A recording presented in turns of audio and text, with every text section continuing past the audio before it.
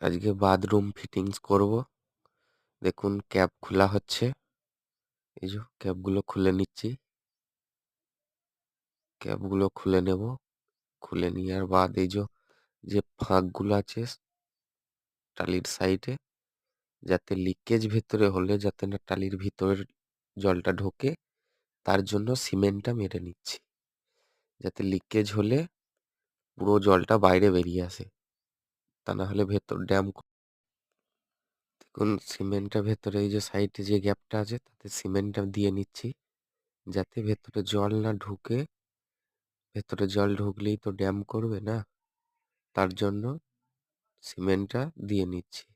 এ দেখুন সিমেন্টটা দেওয়া একান্তই দরকার, কারণ ভেতরে জল ঢোকা মানে পুরো দেয়াল ড্যাম হয়ে যাবে। এ দেখুন নিপিল লাগিয়ে নেবো, স্টানসার নিপিল লাগিয়ে নিচ্ছি টেবলন দিয়ে। এ দেখুন টাইট দিচ্ছি।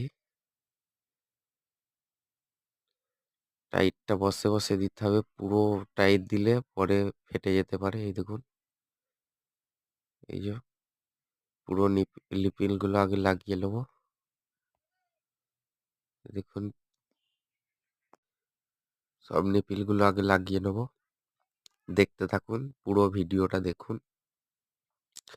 আর ভিডিও ভালো লাগলে চ্যানেলটাকে সাবস্ক্রাইব করে দেবেন, পাশে থাকা বেল আইকনটা প্রেস করে দেবেন, যাতে পরবর্তী ভিডিও আপনাদের কাছে পৌঁছাতে পারি।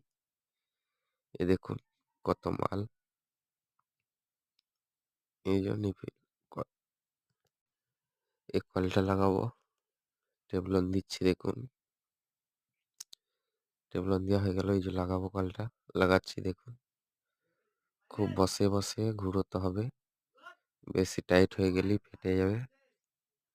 দেখুন শাওয়ারটা লাগাবো, হেড শাওয়ার।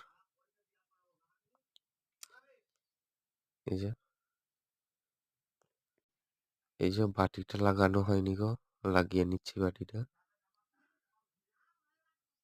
বাটি লাগিয়ে নিল, টেবলনটা দিয়ে নিচ্ছি। দেখুন টেবলন দিচ্ছি। দেখুন এই হেডটির একটু দিয়ে নেবো, যাতে লিকেজ না করে। দেখুন লাগাচ্ছি, দেওয়া হয়ে গেছে। এই দেখুন পুরো সোজা রাখতে হবে। হ্যাঁ সোজা রাখলাম।